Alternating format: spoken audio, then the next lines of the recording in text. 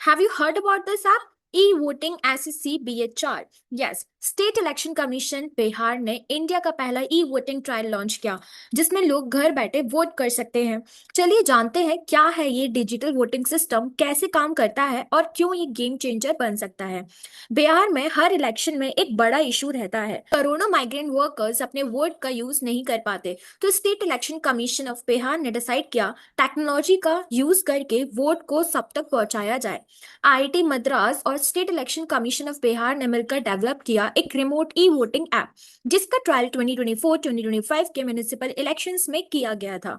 इस ऐप के बैकएंड है ब्लॉकचेन और एआई बेस्ड फेशियल वेरिफिकेशन, यानी वोट चोरी, डुप्लीकेट वोटिंग या हैकिंग ऑलमोस्ट इम्पॉसिबल है।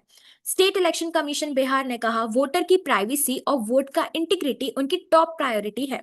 ट्रायल फेज में सिलेक्टेड वोटर्स ने घर बैठे वोट किया, रिजल्ट आया, high success rate, real time dashboard and voter friendly experience. इस ट्रायल के पॉजिटिव रिजल्ट्स के बाद state election commission Bihar plan कर रहा है इस सिस्टम को और एक्सपेंड करने का। But what this e voting means? E voting मतलब इलेक्ट्रॉनिक वोटिंग, जिसमें आप वोट कर सकते हो मोबाइल या इंटरनेट के जरिए बिना पोलिंग बूथ जाए।